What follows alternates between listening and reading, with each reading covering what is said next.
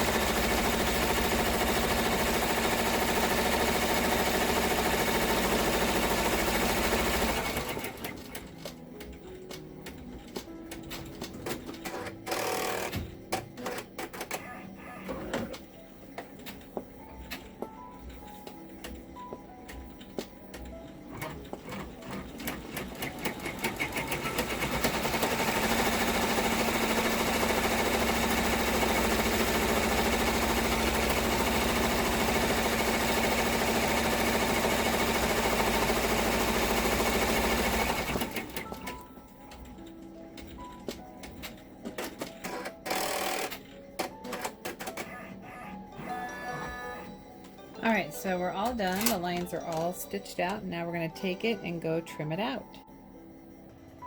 Alright, so I'm over here and I'm just going to go ahead and unhoop it. Now I go ahead and I stitch this out on a cutaway.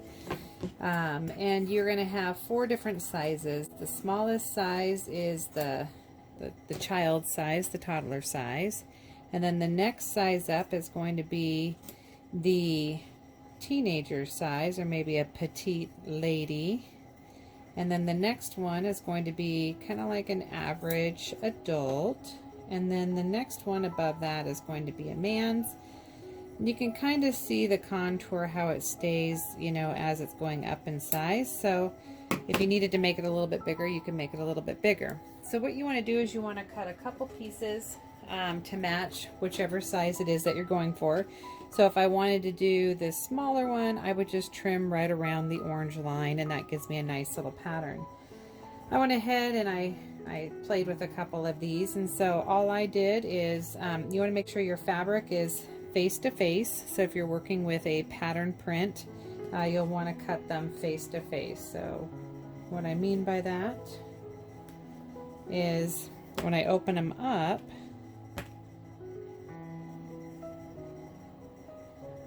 then the patterns will work. So the reason why is because we're going to be sewing it on this curve right here to make the mask. And so you would want your patterns all to be facing each other when you go to cut it. If it's just a solid color, it doesn't really matter. Alright, so it looks like for this particular one, get myself all orientated here.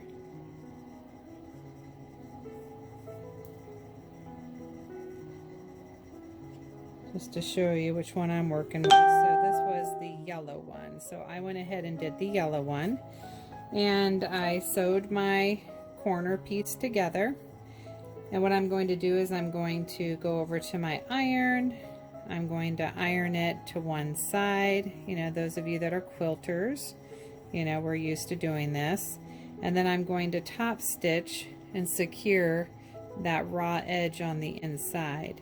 I'm going to repeat with my pretty pattern, and then once it's all sewn together and I also do the top stitch on this one, then I'm going to go ahead and grab my elastic. And you can buy this online, you can buy this at the fabric store. It takes a little bit of practicing to figure out where you want it. So get this piece together, and then I would just tack up a little piece of this, measure it to go around your ear, and then what you're going to be doing is sandwiching it on the inside. You'll be sewing like sides together and flipping it inside out with a little turning hole. So I'm going to go ahead and show you how we do that. I'm going to get over to my sewing machine. Alright, all I'm going to do is I'm going to put it in my machine.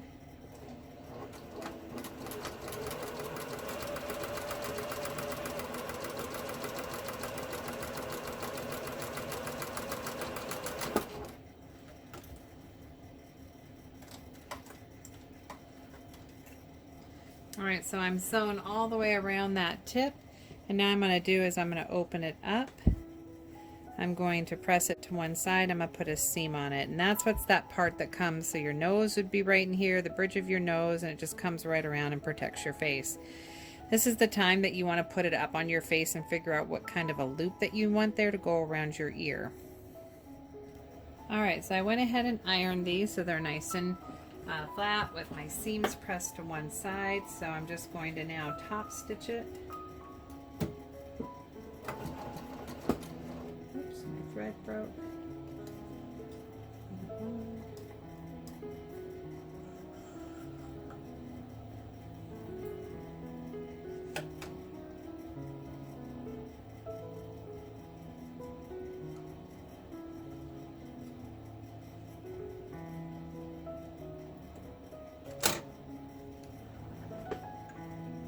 So a little different machine, it threads from one direction, opposite what I'm used to.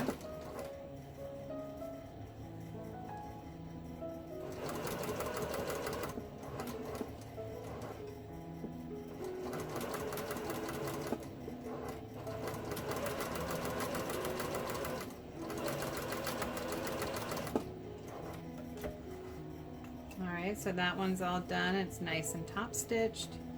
Now we're going to go on and do this one. Now you can use white thread. Nobody's going to see this, so I'm not too worried about it, and it's just for me. And it also helps you guys see the thread as I'm stitching it.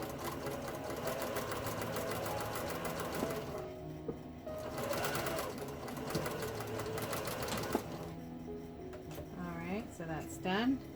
So we got a nice little top stitch going down it. So now what we're going to be doing is figuring out where the elastic sizing is. So I'm going to try this up on my face, but we're just going to put this face to face. We're going to leave a little turning pocket right there, and we're going to flip it inside out. But right now I'm going to go ahead and put in place, I'm going to tape in place where my little elastic is going to go. Alright, so I went ahead and I taped in place where my little elastic pieces are going to be, so that way they get caught in the straight stitch as I close these off. And I'm going to put the right sides together and match up my raw edges. Make sure everything looks good, and it does. So now we're going to go ahead and stitch.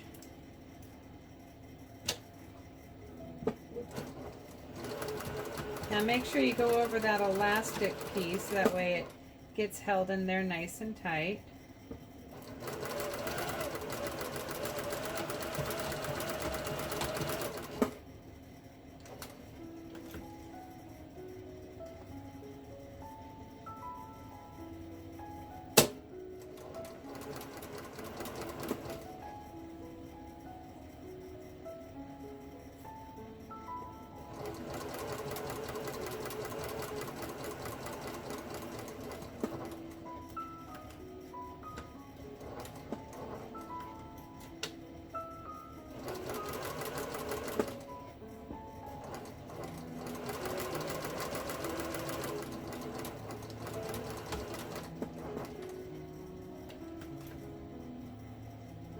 Now we already have the turning hole, so I don't have to leave a turning hole on this side.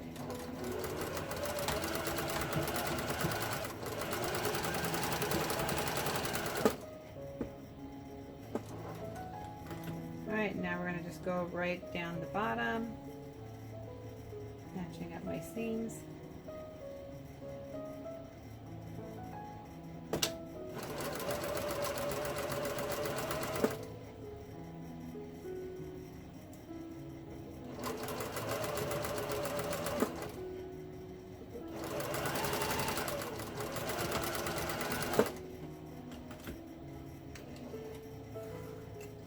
Alright, so I just find where my little turning hole is. Oh, and I knew that went too easy for me, so I was going to skip the stitches right here, but I did not, but easy enough. I just cut those couple little stitches right there, and then I go ahead and turn it inside out. My fingernails have a hard time grabbing the 2 layers of fabric.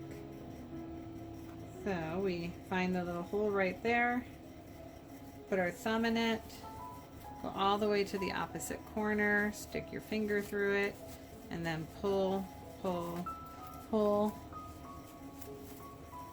and our little tape comes off, which is fine. Don't need that tape anymore. And I'm just using good old painter's tape, masking tape. I was using, for certain things I'll use my embroidery tape, but for this I don't really need embroidery tape. So now what I'm going to do is I'm going to go ahead and iron all the way around and then top stitch. And then that is the mask. And these go around your ear. Now if you made these loops too big, you could always put a knot in the back and tighten it up that way. Now I'm going to go ahead and iron it so we can top stitch it. Alright, so I went ahead and ironed it. Now we're just going to go all the way around and do a nice pretty little top stitch.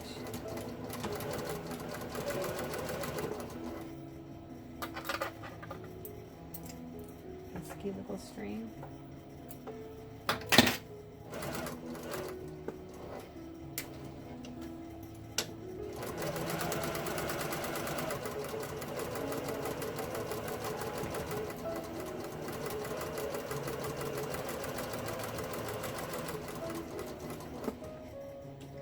Alright, now this is the raw edge that was turned, so all I did is I pressed the seams, or the raw edges to the inside. We're just going to come down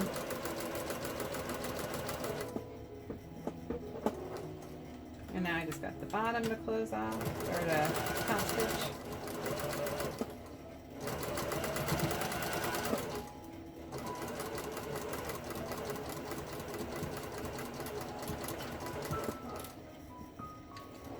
Alright, perfect.